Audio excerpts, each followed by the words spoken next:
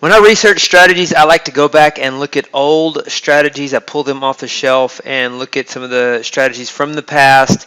It's been a while. This is a strategy that I originally called Viper, and I changed the name to Cobra, but this is an older version of Cobra, one of the original versions of Cobra. I want to show you the performance summary for this. It's a 5-minute strategy on the ES, and testing it back to 2003. The last time I changed the code on this was 2008, and I'm going to show you that. I'm going to verify that. So format strategies T:RT Viper ES, and when you look at the easy language, I pull in the easy language, open easy language document. The date on that is 1/22/2008. Looks like a middle of the night revision back in 2008 at 3:02 a.m. So burned the midnight oil a lot when I develop. I stay up late, and so RT Viper ES was the strategy. I think the original stop loss was only 300. So this is using a $600 stop loss. I believe I changed that setting here. So here is the equity curve with a $600 stop loss. Pretty volatile in here. You see this equity peak in March, and then since the pandemic, it's been choppy. But I'm going to take a look at how this works. I especially like, it's a little bit more aggressive, and I like how it captured this trade today. Our other Cobra did not capture this trade. Also, if you look at the, it's only looking at the long only trade, so I'm going to turn on the shorts too, to be fair. And here are the periodical returns, 31.8750 on 126 trades. And a little bit light, but it does better than in the NQ, and I'm going to show you that here in a minute, even the NASDAQ. So I'm going to show you the average trade profit is 49, going back to 2003, and like I said, the volatility right here is big, but you know, you could expect more volatility in your equity curve this year, and so there has to be some adjustments made. But I like some of the principles in this that I may take a look at and modify, but this is nothing more beneficial to me than to look at this and say, hey, this code is over 12 years old. This code is over 12 years old. 2008 is right here. And how valid is that to have something that was written in 2008 and it has this kind of out of sample?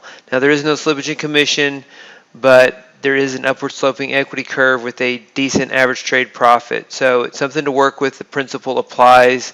Let's change it to E-mini NASDAQ. So if I change this symbol to E-mini NASDAQ, you're going to see how well it's done this year in the NASDAQ, E-mini NASDAQ futures. So here is the report. Really low average trade profit, but look at what it's done this year. And this is long only once again, and look at the trade today. I like how it captured this trade today. It's a little bit more aggressive, and so I'm going to come back and take a look at it. It may work a little bit better with the market internal divergences that we're seeing on Cobra 3, so that I'm excited about this. 20,000 on 143 trades, so over $100 average trade profit per trade. And that is the long side. I think if I add the shorts, it is 35K. If I look at 35,000, it'd be $35,000 on. I'm going to go ahead and change it so we also take a look at the short trades as well. So format strategies, and I see how I turn this off. Sell a short. I like in TradeStation how you can do this. You can manage things like turning longs or shorts off without having to change the code. You can just do this, or you can use a short signal as exit only. But this only takes a maximum of 1 trade per day, I believe. So the exit only wouldn't matter. So let's look at shorts and longs together and see how it's done this year and overall. So you see even more total net profit. The average trade profit does drop lower. The drawdown is higher when you add shorts. In recent performance is down, but when you look at this year, it's 35K in 2020 on 270 trades, still over $100 average trade profit this year, 2018, and then in 2015, and then back in here at low volatility periods, it's not for low volatility. It's for the current market environment. It's for higher volatility. So we could make some rules and say, hey, we're only going to trade this during high volatility and we might get better performance. So that's what I'm looking at, just a slightly different entry technique that will be a little bit more aggressive in catching these turnaround moves that Cobra 3 is not catching because of the market internal divergences.